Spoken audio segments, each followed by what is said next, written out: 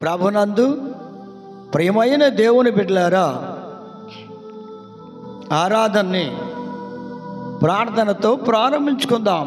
స్తోత్రం తండ్రి, ప్రేమగల దేవుడవు, సర్వశక్తిమంతుడైన దేవుడవు, జాలిగల దేవుడవు, వాత్సల్యత కలిగిన దేవుడవు.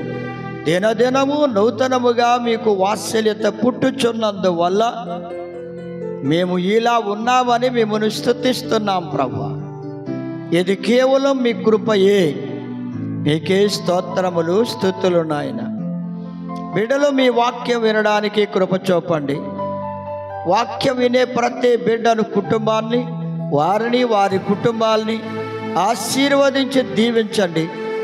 ఆత్మలను రక్షించి మహిమ ఘనత ప్రభావాలు పొందమని యేసయ్య పరిశుద్ధ నామమును బట్టి ప్రార్థించి వాడుకొనుచున్నాం తండ్రి, ఆమేన్. జెసికా పాట పాడిన తరువాత వాక్యాన్ని విందాం.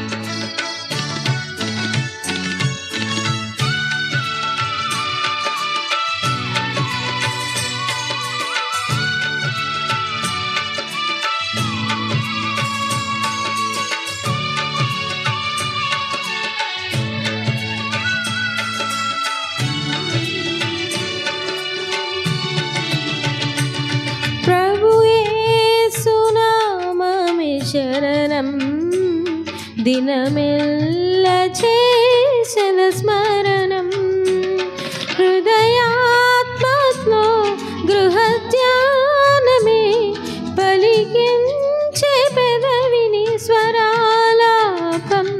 ప్రభు యేసు నామమే శరణం దినమెల్ల చేసిన స్మరణం.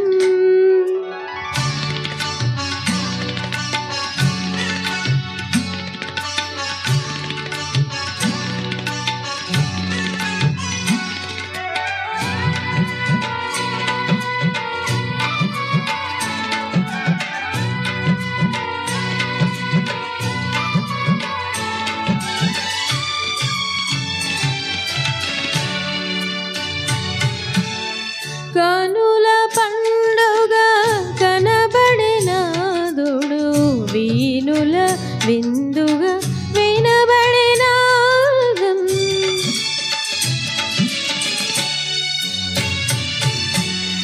కనుల పండుగ కనబడినాదుడు, వీనుల విందుగా వినబడినాదం. ప్రియముగనా ఆత్మ ప్రవాహం ప్రభువరములతో జయము ప్రగతం ప్రభునామం.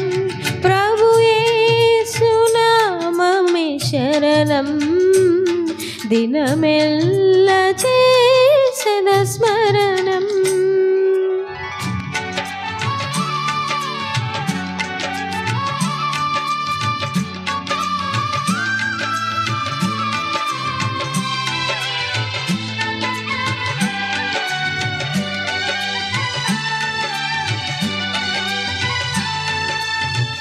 నీకు ముందుగా నడిచెదనేనని నీతి బంధువై నడిపెను యేసు.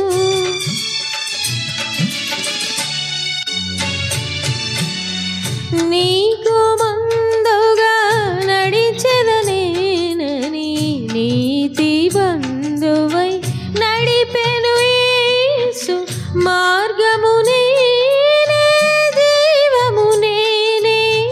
సత్యమునేనని పలికిన యేసే శరణం శరణం శుభ శరణం.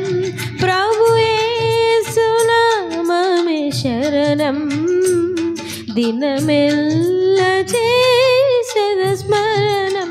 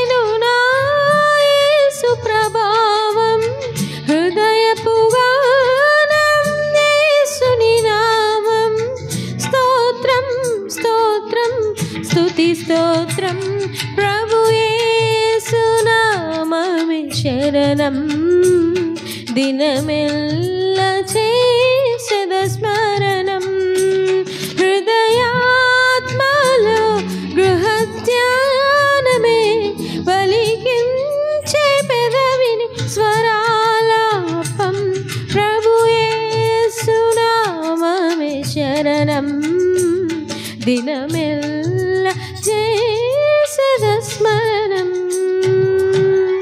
హల్లెలూయా.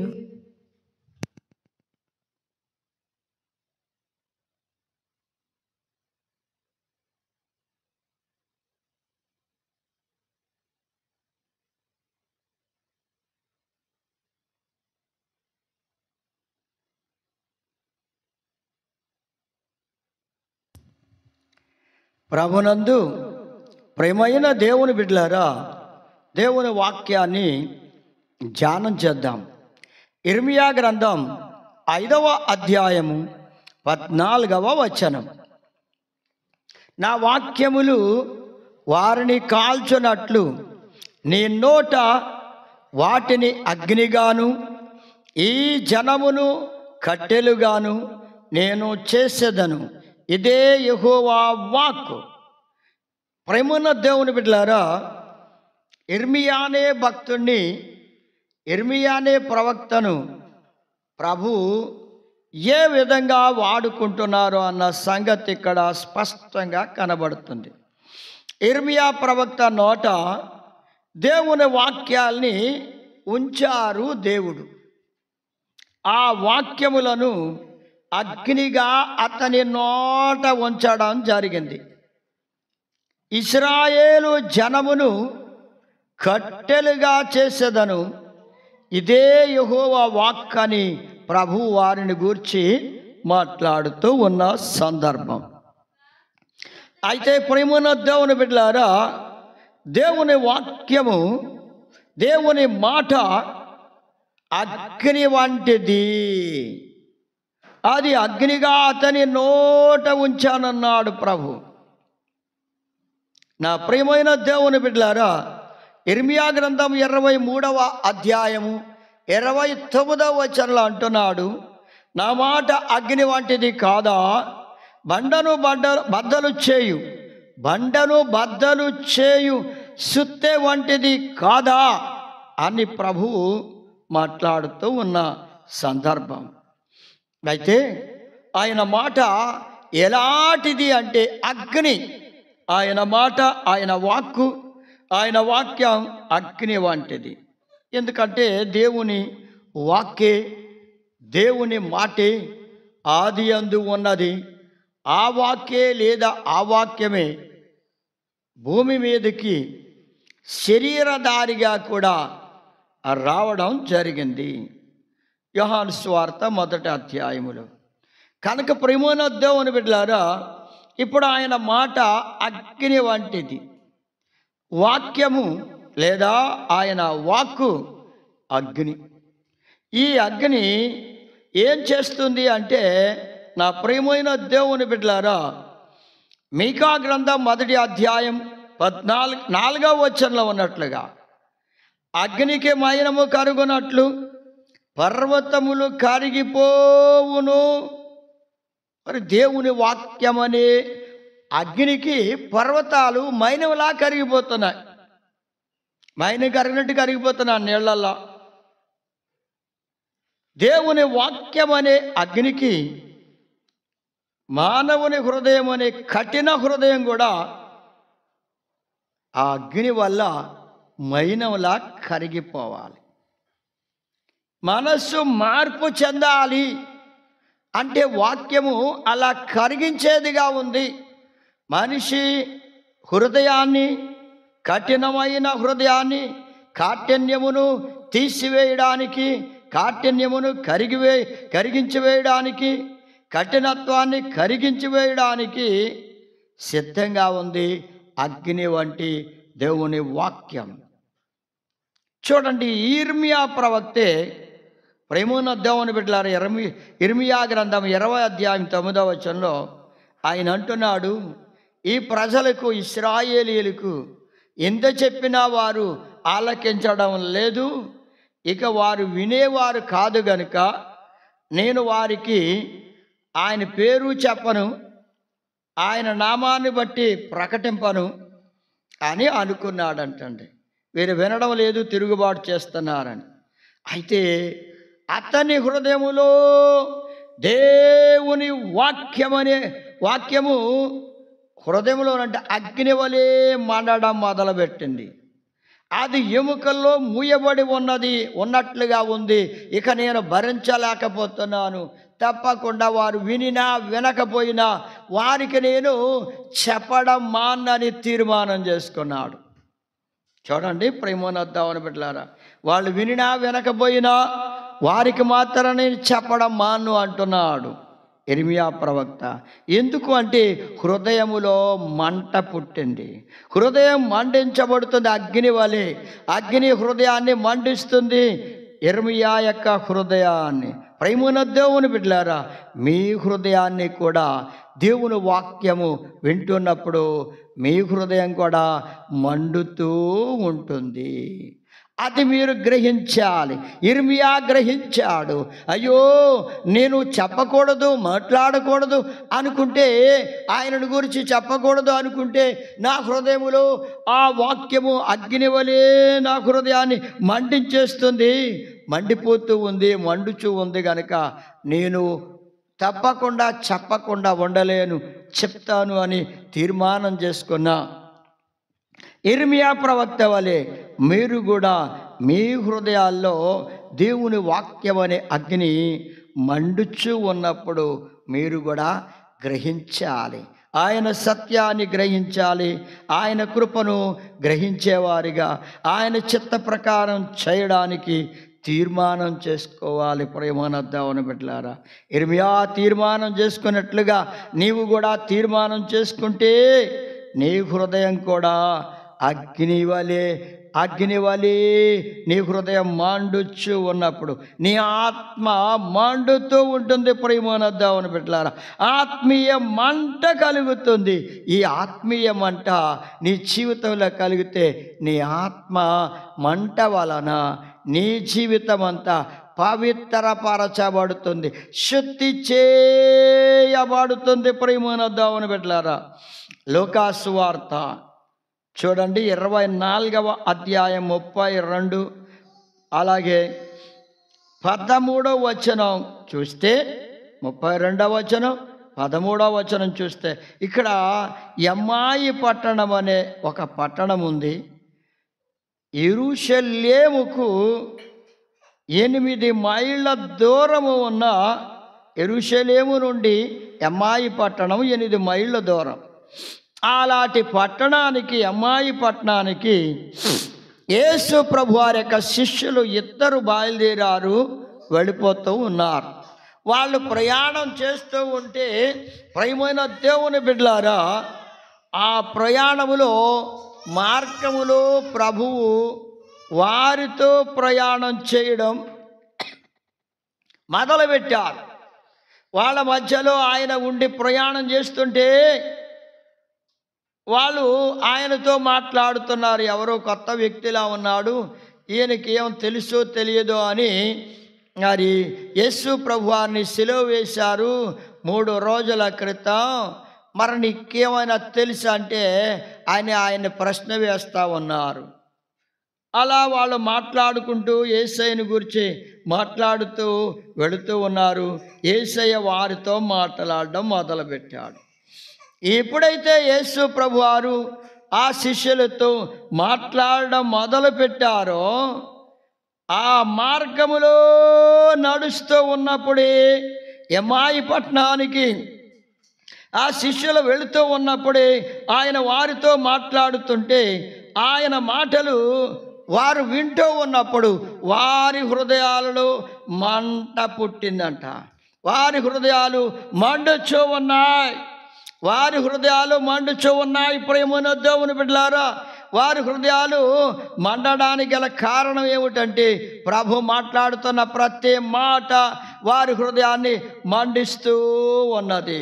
వాళ్ళ హృదయాలు మండుచూ ఉన్నాయి.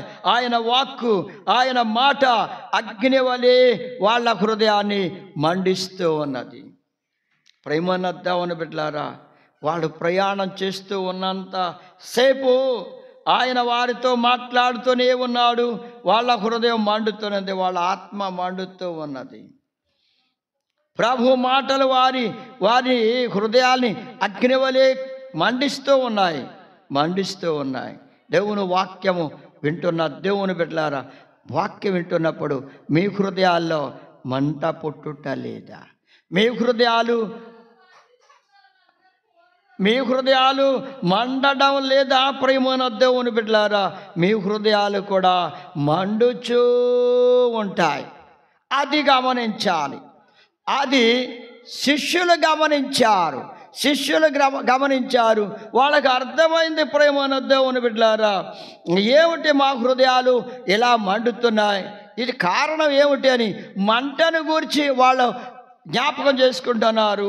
దేవుని వాక్యమే, దేవుడే, ఆయన మాటలే మమ్మల్ని మండిస్తూ ఉన్నాయి, మా హృదయాల్ని అని వాళ్ళు గ్రహిస్తున్నారు. కానీ ఆయన ఎవరో అని మాత్రం గుర్తుపట్టలేకపోతున్నారు. అంటే ఇంకా వాళ్ళ హృదయాలు మూయబడి ఉన్నాయి, మంట మండుతున్నా మూయబడి ఉన్నాయి, ఇంకా తెరవబడని స్థితిలో ఉన్నారు. వాళ్ళ మనసు మార్పు చెందలేదు, వాళ్ళ జీవితంలో మార్పు రాలేదు. వారు ప్రయాణం ముగిసిన తర్వాత ఎమ్మాయి పట్టణానికి వెళ్ళిన తర్వాత వాళ్ళు అంటున్నారు, ప్రభువా మాతో ఇక్కడ కూర్చోండి, భోజనం చేయండి అంటే ఆయన వాళ్ళతో కలిసి భోజనం చేయడానికి కూర్చున్నప్పుడు ఒక రొట్టెను ఎత్తి ఆయన ఏం చేశాడంటే, ప్రియమైన దేవుని బిడ్డలారా, ఆయన ఆశీర్వదించి విరిచి వారికి ఇద్దరికి ఒక్కొక్క ముక్కను ఇవ్వగానే వారు తిన్నారో లేదో, తినగానే వారి కన్నులు తెరవబడ్డాయి. ప్రియమైన దేవుని బిడ్డలారా, వారి కన్నులు ఆశ్చర్యంగా అద్భుత రీతిగా తెరవబడిపోయినాయి. వారి మనోనేత్రములు తెరవబడినందువలన వారు అప్పుడు గ్రహించారు, ఈయన మనతో మాట్లాడుతున్నప్పుడు మన హృదయాలు మండాయి కదా. యేసయ్య మాటలు మన హృదయాల్ని మండించాయి, మన ఆత్మను మండించాయి, మన జీవితాల్ని వెలిగించడానికి మనల్ని మండించాడు ఆయన. మనం గ్రహించలేకపోయాం. ఇదిగో ఆయన ఇచ్చిన ఈ రొట్టె తిన్నప్పుడు మన మనోనేత్రాలు తెరవబడ్డాయని వాళ్ళు యేసయ్యను గుర్తుపట్టారు. ఈయనే యేసయ్య, ఆయనే రక్షకుడు అని వాళ్ళు తెలుసుకున్నారు. ఆయనే మాతో ప్రయాణం చేసినవాడు. అవును ప్రియమైన దేవుని బిడ్డలారా, నీవు ప్రయాణం చేస్తున్నప్పుడు నీతో యేసయ్య ఉన్నాడు. నీవు ప్రయాణం చేస్తున్నారు, ఒంటరి వాడవు కాదు, నీతో యేసయ్య ఉన్నాడు. నీతోనే ఆయన ప్రయాణం చేస్తున్నాడు. నీవు ఒంటరి వాడవని తలంచి విసిగిపోవద్దు, చింతపడద్దు. ధైర్యంగా ఉండి ప్రభు నీతోనే ఉన్నాడని, నీతోనే ఆయన మాట్లాడుతూ ఉన్నాడని, ఆయన వాక్యము నీతో మాట్లాడుతుందని, నిన్ను మండిస్తుందన్న సంగతి నీవు గ్రహించాలి. ప్రేమను వద్దామని బిడ్డలారా, ఈ గొప్ప గ్రహింపు శిష్యులకు వచ్చింది. ఆయన యేసు అని ఆయన చూచారు, ఆయన్ని గ్రహించారు, ఆయనను గురించి అర్థం చేసుకున్నారు. కనుక దేవుని వాక్యాన్ని వింటున్న దేవుని బిడ్డలారా, మీ జీవితాల్లో ఆయన వాక్యాన్ని అర్థం చేసుకోవడానికి మీ హృదయాల్లో దేవుని వాక్యం మండుతూ ఉండలేదా? మీ హృదయాల్ని మండించడం లేదా? అది గ్రహించారు ఎమ్మాయి పట్టణానికి వెళుతున్న యేసు ప్రభువారి యొక్క శిష్యులు. అందుకే వారిలో గొప్ప మార్పు వచ్చింది. వాళ్ళ జీవితాల్లో యేసయ్యను మాతో ప్రయాణం చేసిన వాడు ఆయనే, ఆయన మాతోనే ఉన్నాడు, మాకు తోడుగా ఉన్నాడు, మమ్మల్ని విడిచిపెట్టలేదు, ఎన్నడూ విడువను ఎడబాయనని సెలవిచ్చిన వాగ్దానం చేసిన దేవుడు మమ్మల్ని విడిచిపెట్టలేదని వాళ్ళు గ్రహించారు. ప్రేమనొద్దామని పెట్టారు. అలా మీ హృదయాల్లో కూడా దేవుని వాక్యం అగ్నిలా మండుతుందన్న సంగతి మీరు గ్రహిస్తే మీ జీవితాలు ధన్యమవుతాయి. ప్రభువుని చూస్తారు. ప్రభు మాటలు మీ హృదయంలో భద్రం చేసుకుంటే మీ ఆత్మ మండించబడుతూ ప్రభు బిడ్డలుగా మీరు సిద్ధపరచబడతారు. ఇక రెండవ సందర్భం ఏమిటంటే నిర్గమకాండం 3వ అధ్యాయం 2వ వచనంలో చూస్తే ఒక పొద నడిమిని అగ్ని జ్వాలలో యెహోవా దూత అతనికి ప్రత్యక్షమాయను. అతడు చూచినప్పుడు అగ్ని వలన ఆ పొద మండుచుండెను, కానీ పొద కాలిపోలేదు. ఇక్కడ హోరేబు పర్వతము మీద పొదలో నుండి మంటలు వస్తున్నాయి. పొద మండిపోతూ ఉన్నది, పొద మండుతూ ఉన్నది, అగ్ని చేత పొద మండుతూ ఉన్నది, కానీ పొద మాత్రం కాలిపోవడం లేదు. ఈ సంగతి మోషే చూచాడు. మోషే చూచి ఏం చేస్తున్నాడంటే, ఇక ఈ ఆశ్చర్యం ఏమిటో, ఈ అద్భుతమైన సంగతి ఏమిటో, ఇంతకాలము నేను సుమారు 40 సంవత్సరములు అరణ్యమంతా తిరిగాను, గొర్రెల మందలను మేపుతూ వచ్చాను. ఎప్పుడు ఎక్కడ ఎన్నడూ నేను చూడని, కానీ విని ఎరగని ఈ గొప్ప సంగతి నా కళ్ళ ముందు ప్రత్యక్షమైంది. ఈ సంగతి ఏమిటో నేను తెలుసుకోవాలి అనే ఆలోచన అతనిలో పుట్టింది. నా ప్రియమైన దేవుని బిడ్డలారా, నీ జీవితంలో ఎన్ని సంవత్సరములైనవో ఇప్పటికీ నీవు జన్మించి, ఇప్పటికైనా అసలు ఆయన వాక్యము ఏమై ఉంది, ఆయన ఎలాంటి వాడై ఉన్నాడు, ఎటువంటి వాడై ఉన్నాడు, ఆయన ఎవరో నేను తెలుసుకోవాలని ఆశ నీలో కలుగుతుందా? ప్రియమైన దేవుని బిడ్డలారా, మోషేలో కలిగింది. ఈ ఆశ కలగగానే అతని ఆశ కలిగిన వాని ప్రాణమును దేవుడు తృప్తిపరుస్తాడు గనుక మోషే కొండ ఎక్కడానికి సిద్ధపడుతున్నాడు. వెంటనే ప్రభు అన్నాడు, నీవు కొండ ఎక్కాలంటే నీ పాదములకున్న జోళ్ళు తీసివేసి కొండ ఎక్కమన్నాడు. ఆ పొద దగ్గరికి వెళ్ళడానికి ముందు జోళ్ళు తీసేయాలన్నాడు. అవును, ఇక్కడే ఆ పొదను సమీపించడానికి, ఆ అగ్నితో మండుచున్న ఆ పొద దగ్గరికి వెళ్ళడానికి పొద మాత్రం కాలిపోవడం లేదు, పచ్చగానే ఉంది. మంటలు మాత్రం వస్తున్నాయి, పొద మండుతూనే ఉంది. అది తెలుసుకోవాలని ఈయన కోరికతో ఆశతో ఉన్నాడు. జోళ్ళు తీసేయమన్నాడు. ప్రభు స్వరం వినబడుతుంది, ఆయన మాట వినబడుతుంది. ఆ మాట మోషేలోనికి ప్రవేశించి మోషేలో పశ్చాత్తాపము కలిగి అంతవరకు తీసుకొని వెళ్ళింది. అయ్యో, నా పాదాలకి ఇంకా జోళ్ళున్నాయా? నేను ఇంకా పాపములోను, మోసములోను, అపవిత్రతలోను, దుష్టత్వంలో మిగిలిపోయి ఉన్నానా? నేను అవడానికి ఇశ్రాయేలుని చెప్పుకుంటున్నాను, దేవుని బిడ్డను అనుకుంటున్నాను, కానీ ఇంకా నా జీవితంలో పాపము ఉన్నదా? అయ్యో అని పశ్చాత్తాపము పడుతున్నాడు. జోళ్ళని తీసివేయమన్నాడంటే నాకు యోగ్యత లేదనే కదా, నాకు అయోగ్యత ఉన్నదని, యోగ్యత లేనివాడని ఆయన నాతో మాట్లాడుతున్నాడని గ్రహింపు వచ్చింది. రాగానే ఆ జోళ్ళను అక్కడ తీసివేసి తన దోషములు, ఐగుప్తు దేశములో ఉండగా తాను ఏం చేశాడో, ఈ అరణ్యములో తిరుగుతూ ఉండగా తాను ఎలా ప్రవర్తించాడో, తన ప్రవర్తన అంతటి విషయములో దేవుని అధికారమునకు లోబడుతూ తాను పశ్చాత్తాపడుతున్నాడు. ఈ ఆశ్చర్యమున సంగతిని బట్టి నా జీవితము ఇంకెంతకాలము ఇలా భయంకరముగా పాపముతో నిండి ఉండాలి అని కన్నీళ్లు కారుస్తున్నాడు. పశ్చాత్తాపడి ఒప్పుకుంటున్నాడు. దేవుని దగ్గర క్షమాపణ కోరుకుంటూ, ప్రభువా, నిన్ను సమీపించడానికి, ఈ అగ్ని దగ్గరికి రావడానికి నేను సరిపోనయ్యా. ఆ మంటలు పొదను కాల్చడం లేదు, ఒక్కవేళ నన్ను కూడా కాలుస్తాయేమో, మరి నా సంగతి ఏమిటి అని ఆయన పశ్చాత్తాపడి అక్కడికి సమీపించడానికి నాకు యోగ్యత దయచేయండి, అర్హత దయచేయండి అని కన్నీళ్లు కార్చి పశ్చాత్తాపడ్డాడు. వేదనతో, దుఃఖముతో, రోదనతో అతడు తన పాపములన్నీ ఒప్పుకొని క్షమాపణ కోరుకొని ఆ పర్వతం మీదకి అడుగులు వేస్తూ ఎక్కి వెళ్ళాడు, ఆ అగ్ని మండుతున్న పొద దగ్గరకి.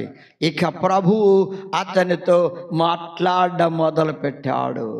ఇప్పుడు అతని హృదయము, అతని జీవితము, అతని ఆత్మ మండుచు ఉన్నది. ప్రభు అతనితో మాట్లాడుతుంటే మంట పుట్టింది. అగ్ని ఆ పొదను మండిస్తున్నట్లుగా ఇతని హృదయం, మోషే హృదయం మండుచునే ఉన్నది. కానీ మోషే మాత్రం కాలిపోవడం లేదు. పొద కాలిపోనట్లుగానే ఆయన మండుతూ ఉన్నాడు, కానీ మోషే కాలిపోవడం లేదు. ఆ మంటల దగ్గర నిలబడ్డాడు. ప్రభు అతనితో మాట్లాడుతుంటే ఆ మాటలన్నీ వింటున్నాడు, ఆయనతో మాట్లాడుతూ ఉన్నాడు, సమాధానం కూడా చెప్తున్నాడు. నా ప్రియమైన దేవుని బిడ్డలారా, ప్రభు నీతో మాట్లాడుతాడు. ఆయన నీ హృదయాన్ని మండిస్తూ ఉన్నప్పుడు నీవు ఆయనకి లోబడితే ఆయన ఆశ్చర్యమైన కార్యాలు నీ ఎడల చేస్తాడు. కానీ మోషే లోబడడానికి భయపడుతున్నాడు, విధేయత చూపడానికి భయపడుతున్నాడు. ఐగుప్తు దేశమునికి వెళ్ళి నా ప్రజల్ని విడిపించమంటే ఆ ఫరోకు భయపడుతున్నాడు. అంతకుముందు ఆయన చేసిన పనులను బట్టి, కార్యములను బట్టి అక్కడికి వెళ్ళడానికి వెరస్తూ ఉన్నాడు, భయపడిపోతూ ఉన్నాడు. అయితే ప్రభు అంటున్నాడు, నువ్వు అక్కడికి వెళ్ళాలి అని అంటుంటే ఆయన, నేను నత్తివాడిని, మాటలు రావు, అవి ఇవి ఏవో చెప్తూ ఉన్నాడు, ఆటంకాల అడ్డులు. కానీ ప్రభు అంటున్నాడు, నీ వెళ్ళాలి, నీ వెళ్ళి ఆ నా ప్రజలైన ఇశ్రాయేలీయులను విడిపించాలి, ఆ ఐగుప్తు నుండి కానాను దేశానికి నడిపించాలని ప్రభు అతనితో మాట్లాడుతుంటే ప్రభు మాటకు లోబడ్డాడు. అద్భుతమైన కార్యం ప్రభు చేశాడు. మోషే జీవితములో అతని హృదయం, అతని జీవితం ఆ అగ్ని వల్ల మండినందువల్ల మార్చబడ్డాడు. సంపూర్ణమైన మార్పు వచ్చింది. సంపూర్ణమైన ఆత్మీయ జీవితములోనికి వచ్చాడు. దేవుని మహిమ అతనిలోనికి ప్రవేశించింది. దైవ కార్యాలు చేయడానికి నిశ్చయించుకున్నాడు.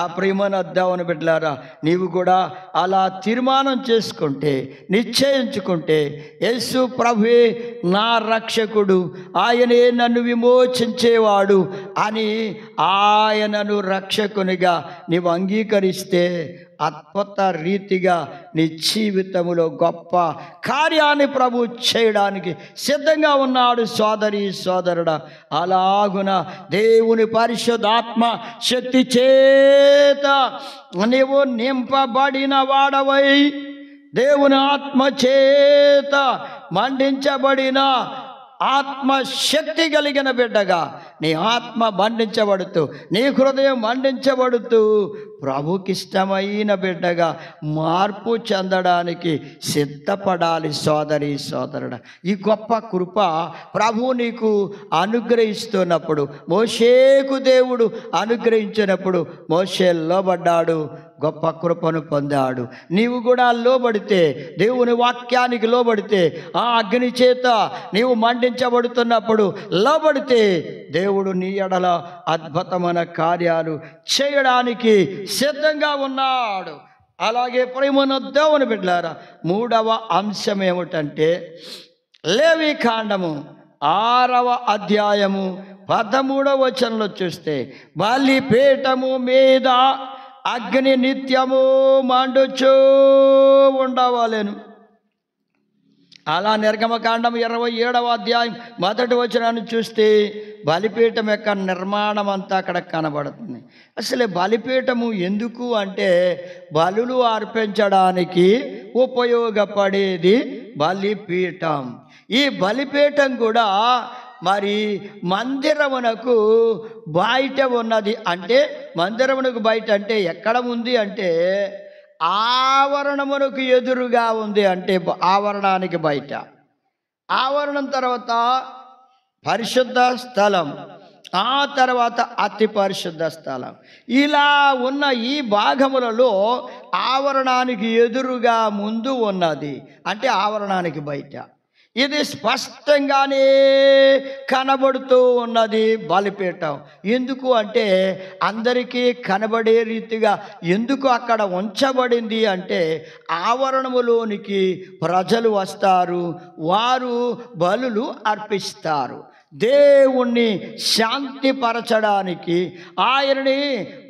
ఆయనకి లోబడి ఆయన బిడ్డలుగా జీవించాలని వారు ఆ మొక్కుకున్న మొక్కుబళ్ళు తీర్చడానికి వారు అక్కడికి వస్తారు గనుక అందరికీ ఆ బలిపీఠం కనబడుతూ ఉంది.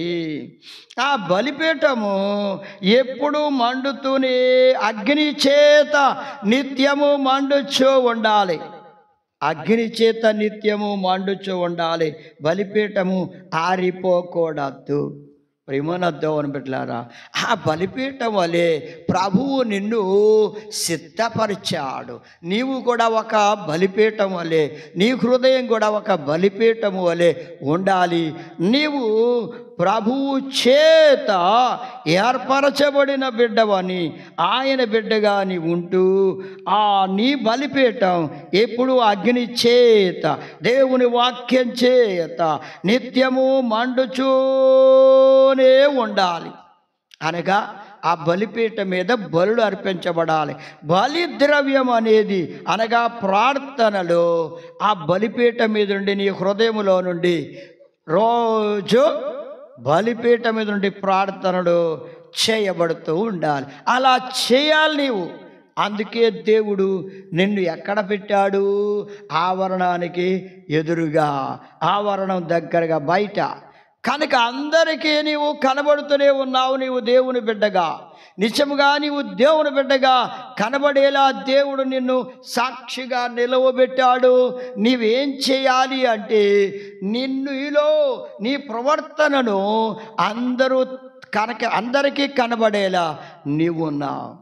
నీవు ఎక్కడా దాచబడడానికి లేకుండా, కొండ మీద ఉన్న పట్టణం ఎలా స్పష్టంగా కనబడుతుందో అలా ఉన్నావు. ప్రేమనద్దావుని బిడ్డలారు, ప్రభువును నమ్ముకున్న బిడ్డలు అలా ఉన్నారు గనుక, నిన్ను అందరూ చూస్తూ ఉన్నారు గనుక నీ జీవితం ఎలా ఉందో, నీ జీవితం ఎలా ఉందో, నీ ప్రవర్తన ఎలా ఉందో, నీ మాటలు ఎలా ఉన్నాయో, నీ క్రియలు ఎలా ఉన్నాయో అన్నీ అందరికీ కనబడుతూనే ఉన్నాయి.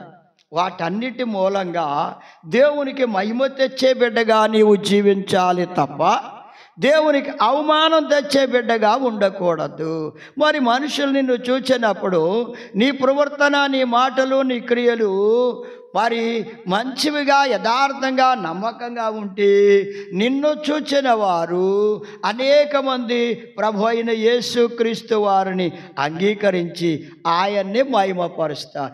నిన్ను బట్టి యేసయ్యను నమ్ముకుంటారు, నిన్ను బట్టి దేవుణ్ణి మహిమపరుస్తారు. ప్రేమనొద్దామని బిడ్డలారా, అంటే నీ బలిపీఠము ఎలా ఉన్నదో ఒక్కసారి నీవు ఆలోచించుకొని, నీవు దేవుణ్ణి మహిమపరిచే బిడ్డగా ఉన్నావా?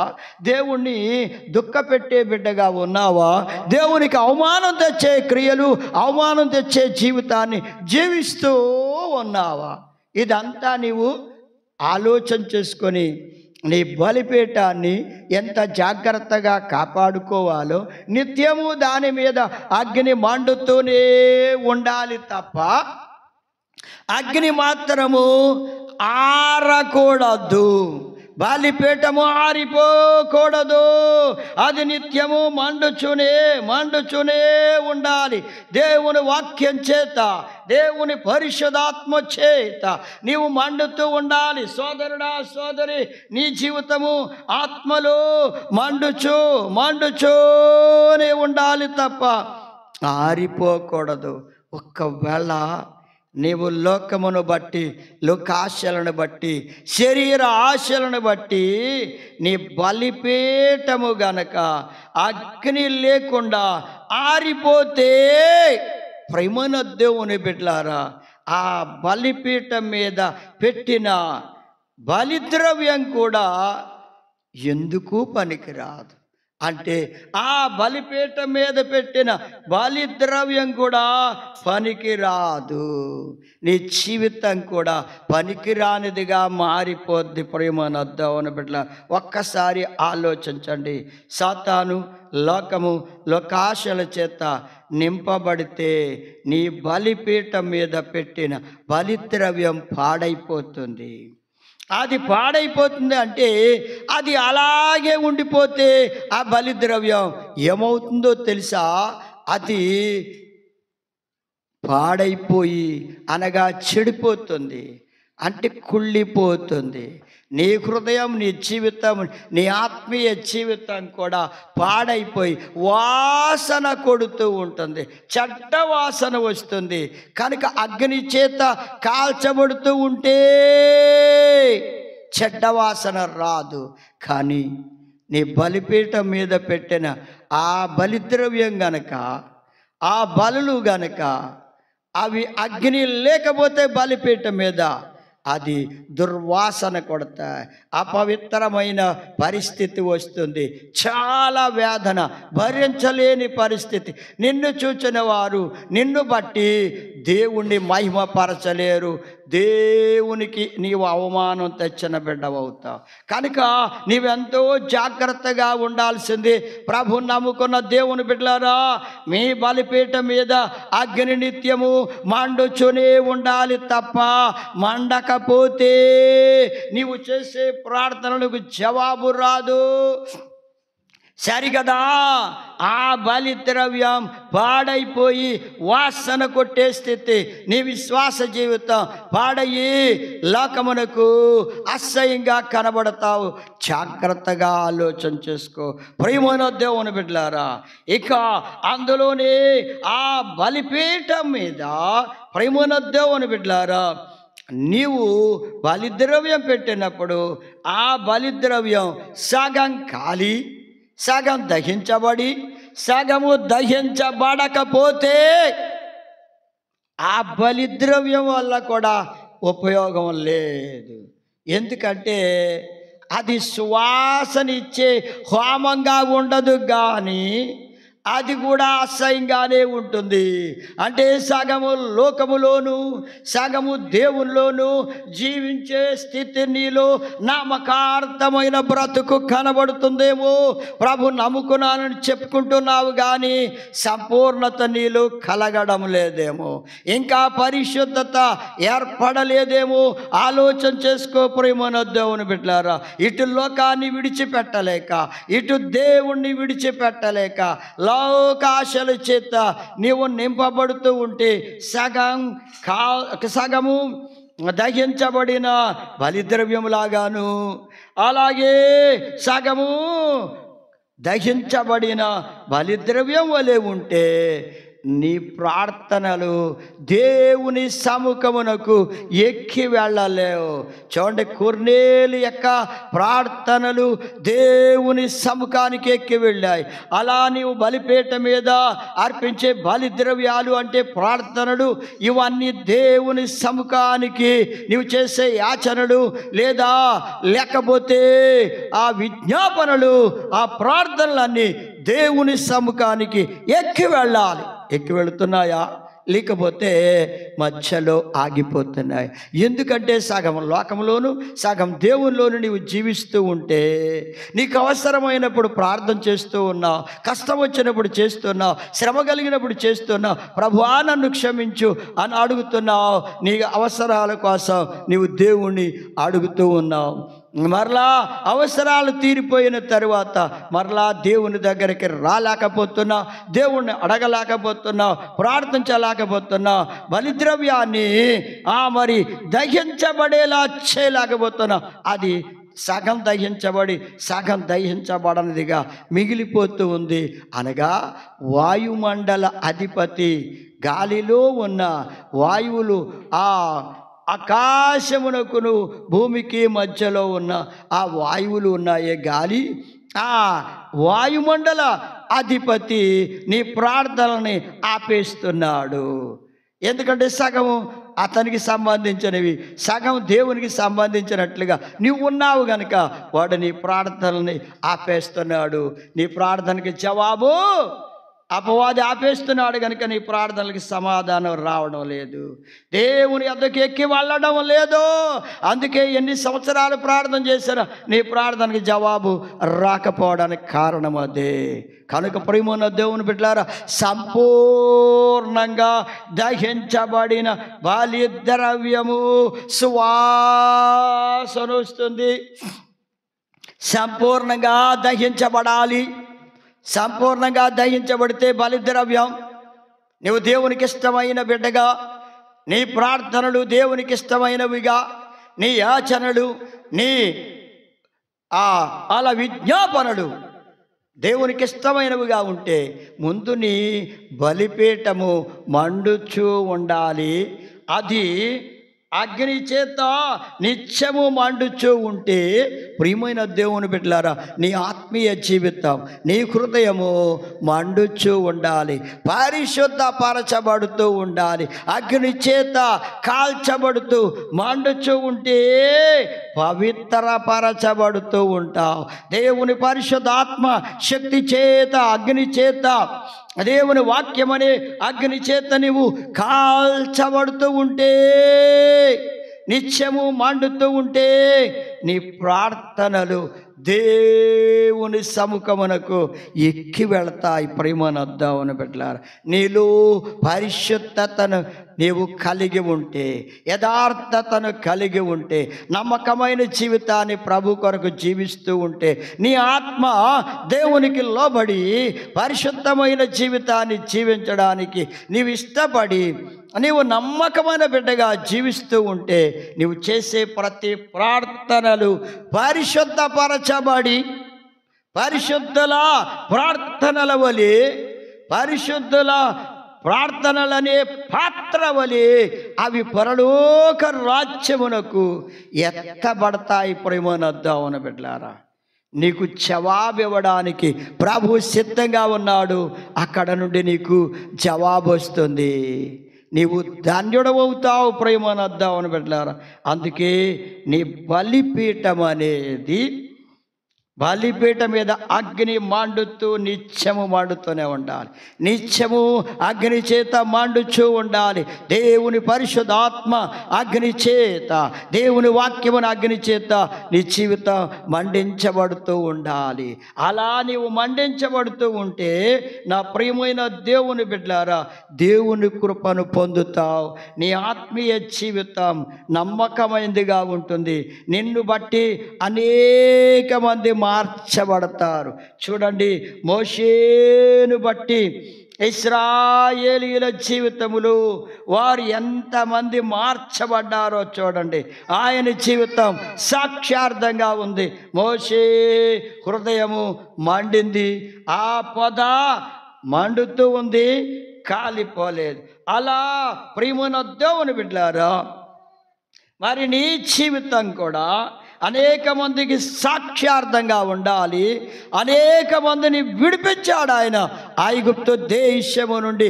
ఆ భయంకరమైన ఆ ఇనుప కొలిమి లాంటి అగ్ని వంటి కొలిమి, ఆ అగ్ని కొలిమిలో నుంచి వారిని విడిపించాడు. అలా నరకాగ్ని అనే ఆ కొలిమిలో నుండి, ఆ నరకమనే అగ్నిలో నుండి అనేక ఆత్మల్ని విడిపించి ప్రభు యొద్దకు నడిపించే బిడ్డలుగా ఉండాల్సిన అవసరము నీ జీవితంలో ఉంది.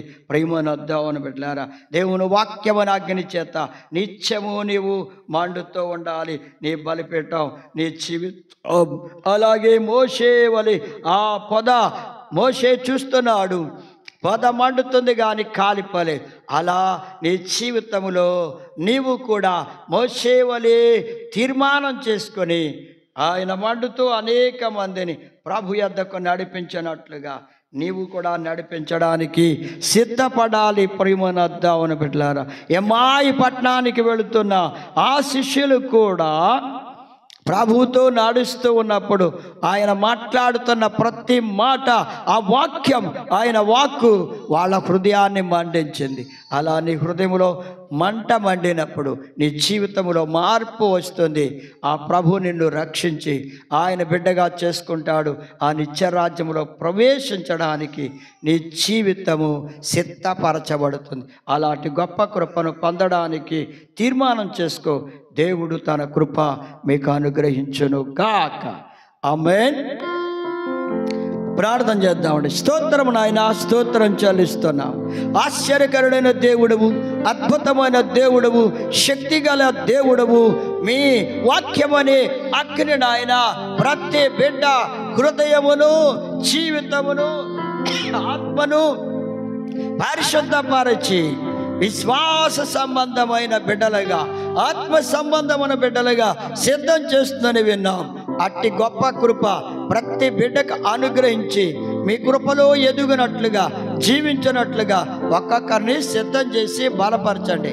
వాక్యం వింటున్న ప్రతి బిడ్డ హృదయాన్ని మీ ఆ వాక్యమని అగ్ని చేత మండించి రక్షించి ఆశీర్వదించి వారి వారి కుటుంబాల్ని దీవించమని యేసయ్య పరిశుద్ధ నామమును బట్టి ప్రార్థించేవాడు కొనుచున్నాం తండ్రి. ఆమేన్. తన తండ్రి అయిన దేవుని ప్రేమ, ప్రభు అయిన యేసుక్రీస్తు వారి కృప, పరిశుద్ధాత్మ అన్యోన్య సహవాసం బిడ్డలందరికీ సదాకాలం తోడై నడిపించును గాక. ఆమేన్.